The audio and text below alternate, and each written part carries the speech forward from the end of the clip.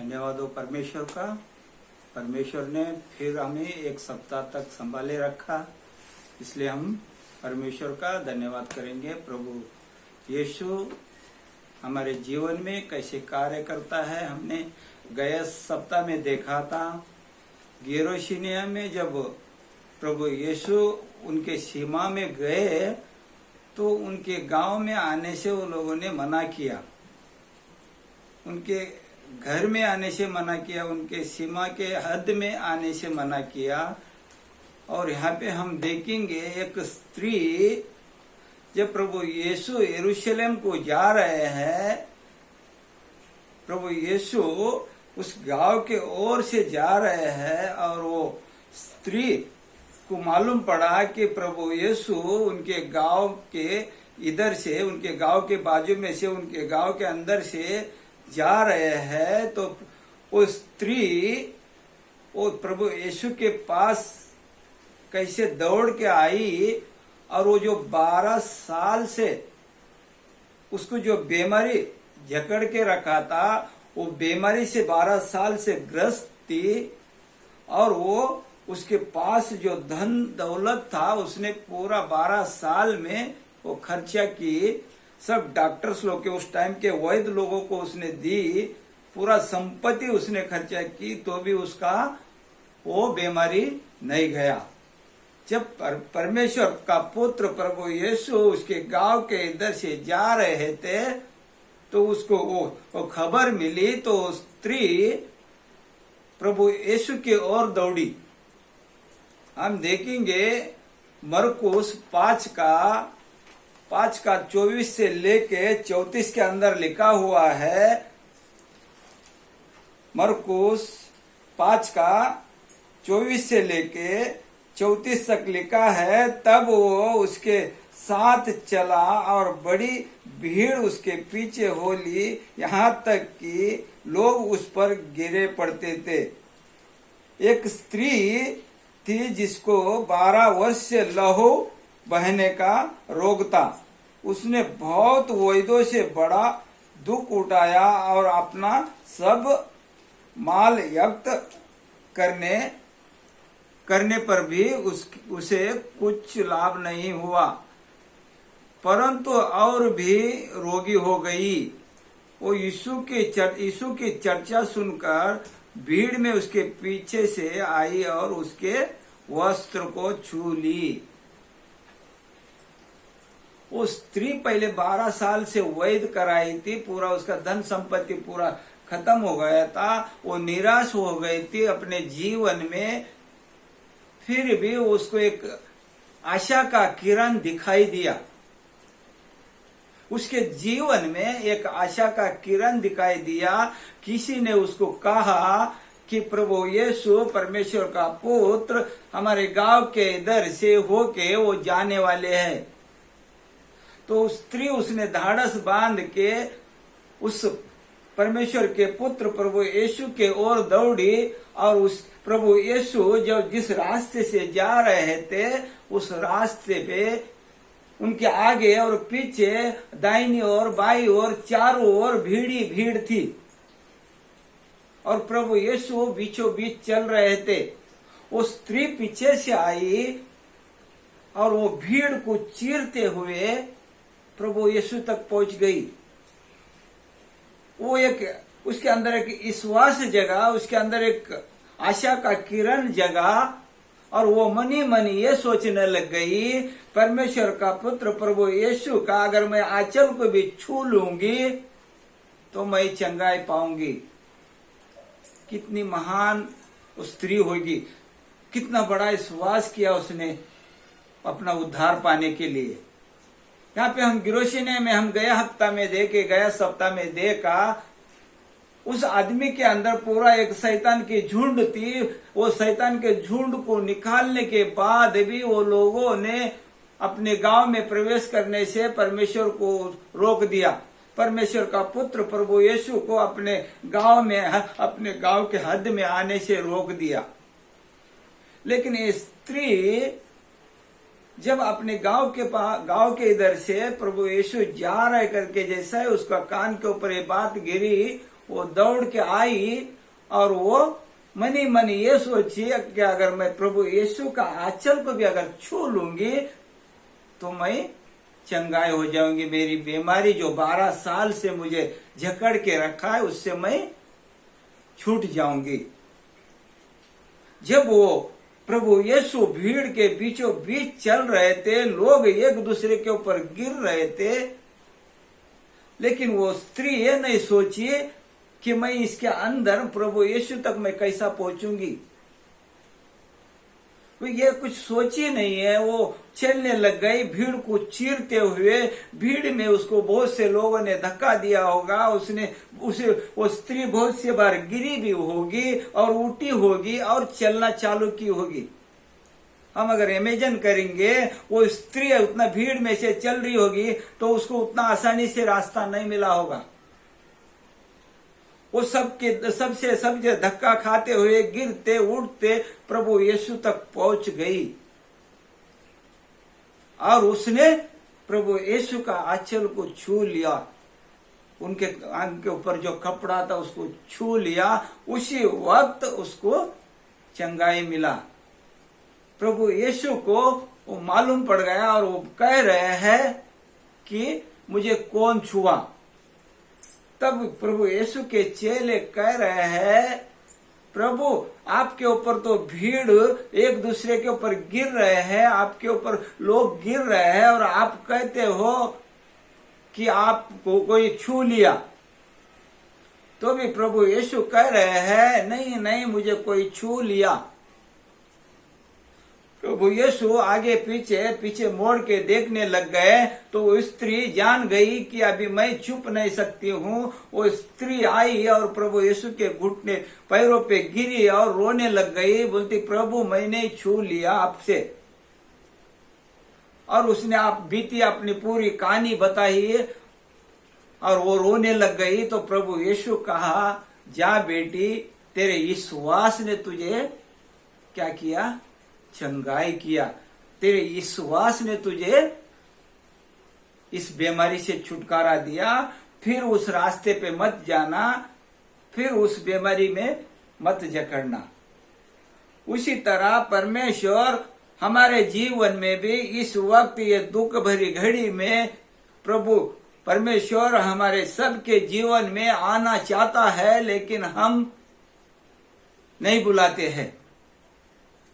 जैसे गिरशनिया के लोग नहीं बुलाए, उसी तरह आज हम देखते हैं दुनिया में परमेश्वर के घर को खोलने से, परमेश्वर का दरवाजा को बंद करके अपने वैद्य के पीछे पड़ी है।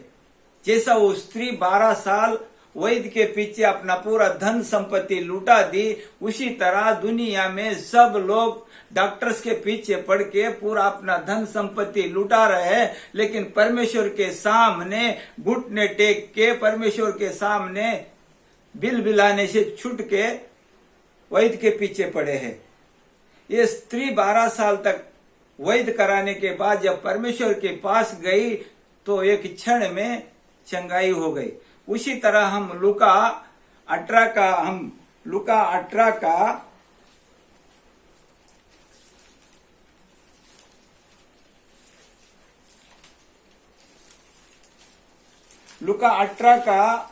35 में हम देखते हैं। लूका 18 का 35 में हम देखते हैं तो प्रभु यीशु यरूशलेम को जा रहे हैं। यरीहो के एक गांव का नाम यरीहो है, उस यरीहो गांव के इधर से प्रभु यीशु जा रहे हैं। लूका 18 का 35 से लेके 40-45 तक लिखा है। प्रभु यीशु यरूशलेम को जाने को निकले हैं। बीच में एक यरीहो गांव है, उस गांव के ऊपर से जा रहे हैं और यरीहो गांव के बाहर एक अंधा बैठा है और भीख मांग रहा है। यरीहो को इधर से जाने के वक्त जब चहल पहल मालूम पड़ गई और आवाज आने लग गया तो वो अंधा आदमी पूछ रहा है कि यहाँ पे चहल पहल क्या हो रही है, चिल्लाट क्या हो रही है। तो उसमें से एक आदमी ने कहा, प्रभु यीशु नासरी इस रास्ते से जा रहे हैं। प्रभु यीशु नासरी इस रास्ते से यरूशलेम के ओर जा रहे हैं, तो वो अंधा व्यक्ति ये नहीं सोचा कि मैं कैसा उठ के उसके पास जाऊं, क्योंकि वो आंख से अंधा था। अगर उठ के चलना चालू करता तो वो गिर जाता था। वो बैठे जगह में ही चिल्लाना चालू किया, हे प्रभु यीशु दाऊद की संतान मेरे उद्धार कर, हे प्रभु यीशु दाऊद की संतान मेरे ऊपर कृपा कर। जब प्रभु उसके लोग उसके पीछे आगे पीछे जो चल रहे थे, लोग उसके डांटने लग गए, उसको गुस्सा करने लग गए, लेकिन फिर भी वो चिल्लाना नहीं छोड़ा, क्योंकि उसको प्रभु यीशु को वो जानता था परमेश्वर का पुत्र है। बहुत से लोगों के जीवन में उसने रोशनी लाया है, खुशियां लाया है करके उसको पता था। इसलिए वो चिल्लाने लग गया, हे प्रभु यीशु दाऊद के संतान मेरे पर कृपा कर, मेरे ऊपर दया कर। वो चिल्लाने लग गए, लोग उसको डांटने लग गए, बहुत गुस्सा करने लग गए, लेकिन उसने चिल्लाने से रोका नहीं है। जब ये आवाज प्रभु यीशु के पास पहुंचा तो प्रभु यीशु वहां पे रुक गए और उनके अपने चेलों से कह रहे हैं, उस आदमी को मेरे पास लेके आओ। उसी तरह आपके जीवन में भी अगर कोई दुख है, कोई बीमारी है, जकड़ी है, आपके जीवन में भी कोई प्रॉब्लम है, तो हम भी अगर चिल्लाएंगे, चीखेंगे और परमेश्वर का दरवाजा को खटखटाएंगे तो परमेश्वर हमारे लिए भी, हमारा भी आवाज सुनेगा और हमारे जीवन में भी रोशनी लाएगा। वो अंधा व्यक्ति बैठे जगह में ही चिल्लाने लग गया, हे प्रभु यीशु दाऊद की संतान मेरे ओर देख, मेरी आवाज सुन, मेरा उद्धार कर। प्रभु यीशु जैसा ही सुना, अपने चेलों से कहा उसको मेरे पास लेके आओ। प्रभु यीशु के चेले उसके पास आए और लेके गए और प्रभु यीशु पूछा, तू क्या चाहता है? वो अंधा व्यक्ति कहा, प्रभु मैं आपको देखना चाहता हूं। प्रभु यीशु ने उससे कहा, तू इसी घड़ी देख सकता है। तो उसी क्षण उसने देखने लग गया और प्रभु यीशु के पीछे हो लिया। उसी तरह अगर परमेश्वर के हम काम में, परमेश्वर के साथ में हम चलने लगेंगे, परमेश्वर के रास्ते में हम अगर परमेश्वर के बताए हुए रास्ते पे चलते हैं तो हमारे जीवन में उस स्त्री का जीवन में जैसा 12 साल से बीमारी जकड़ा हुआ था वो निकल गया। उसी तरह अगर हमारे जीवन में कोई भी कितनी भी बड़ी बीमारी रहने दो, कितनी भी बड़ी मुसीबत रहने दो, कितना भी बड़ा संकट रहने दो, अगर हम उस भीड़ को चीर के जैसा प्रभु यीशु के पास वो स्त्री गई, उसी तरह अगर हम हमारे जीवन में भी कितने भी बीमारियां रहने दो, हमारी बीमारी हमारे घर में, हमारे जीवन में कितने भी बड़ी तकलीफ रहने दो, उसको चीरते हुए अगर हम परमेश्वर के पास जाएंगे तो परमेश्वर हमारा आवाज सुनेगा और हर बीमारी से हमें छुटकारा देगा।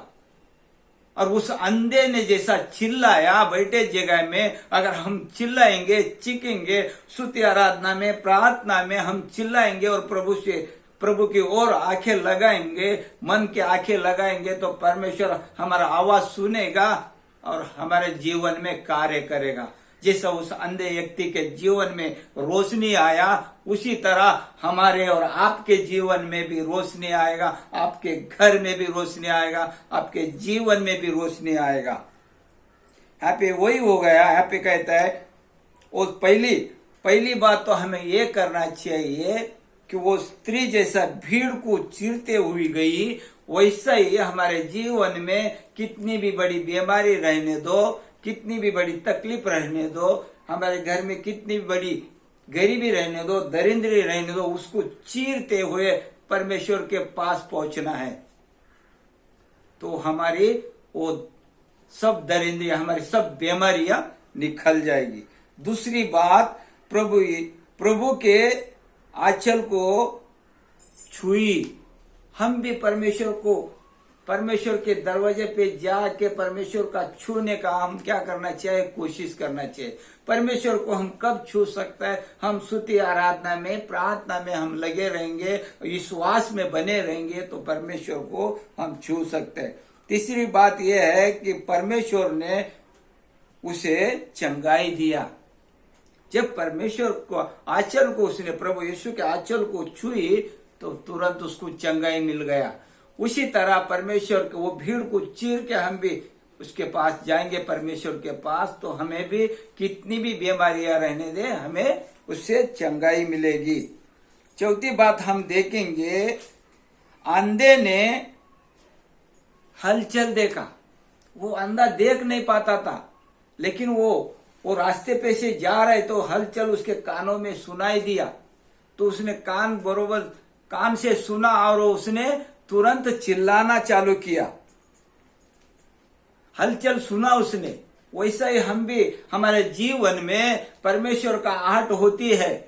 परमेश्वर की आहट हमारे जीवन में, आपके जीवन में भी होती है। हम जब प्रार्थना में हम नहीं बैठेंगे तो हमारे जीवन में आहट होती है कि आज हम प्रार्थना में नहीं बैठे, आज परमेश्वर के साथ में हम समय नहीं बिताया, ऐसा हमें भी आहट होती है, हलचल होती है। उस समय में हम प्रार्थना में बैठ के अगर हम परमेश्वर को आवाज देंगे तो परमेश्वर वहां पे रुकेगा। जैसा उस अंधे व्यक्ति को बुलाया, उसी तरह आपको भी और मेरे को भी परमेश्वर बुलाएगा और हमारे जीवन में रोशनी लाएगा। पांचवी बात हम देखेंगे, परमेश्वर उसका आवाज सुना। अंधे व्यक्ति ने जैसा चिल्लाया तो परमेश्वर का पुत्र प्रभु यीशु उसका आवाज सुना। उसी तरह हम आराधना में, प्रार्थना में हम चिल्लाएंगे तो हमारे भी आवाज परमेश्वर सुनेगा। मध्य आकाश से होके ऊपरी परमेश्वर के सिंहासन पे हमारी आवाज जाएगी।